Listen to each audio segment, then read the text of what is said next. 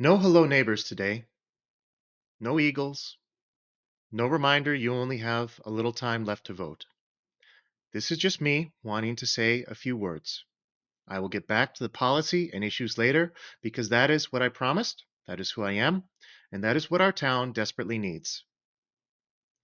But I am so sick of the I have to say something. People often ask how it is that I am an Italian with such a small family. Well, that is because a substantial portion of my family was killed by actual Nazis and actual fascists, and I am proud to say they took more than a few with them as well. But that is not a good trade. I grew up with people who had seen not only the horrors of the Second World War, but the nightmares that led up to it and the nightmares that came after. When I was young, I sat with Holocaust survivors and they talked about how they were grateful to the Italian families that protected them and hid them. But all I really remember from that was the suffering. Even the ones who considered themselves lucky lived through hell.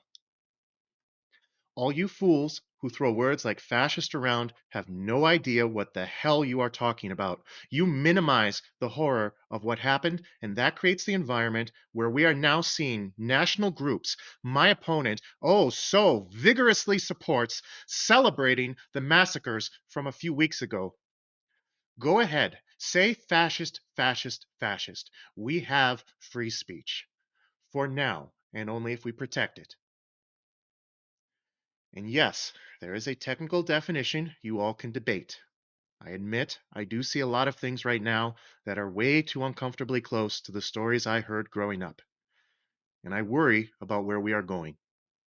But the way to fight it is with transparency and focusing on real issues. That is why I stepped up for this election and why I am running with full transparency through these videos.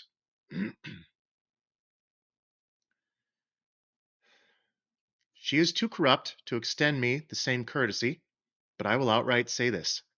My opponent, Heidi Henkel, is not a fascist. She is just a clueless, lying, self serving narcissist that weakens our community.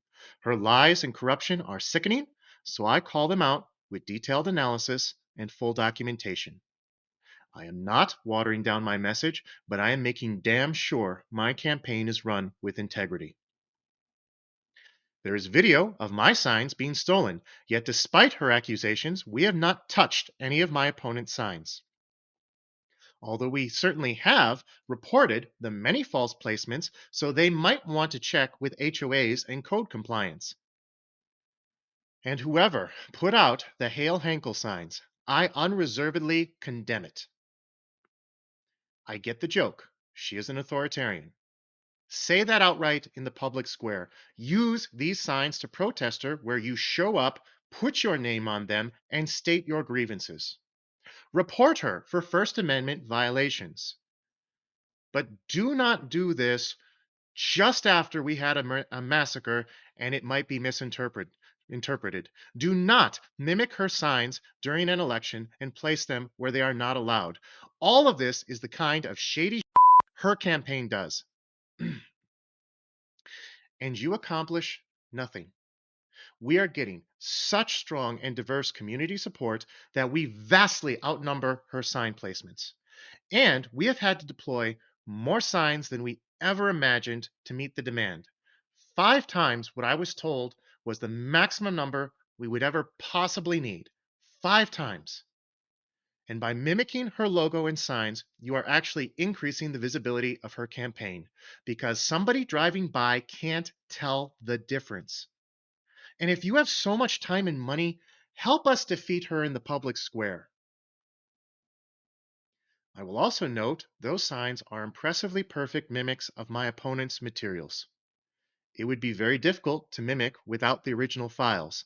So I will also say, if this is yet another lie being put out by the Henkel campaign or its supporters, then God help you and I don't know how you look in the mirror.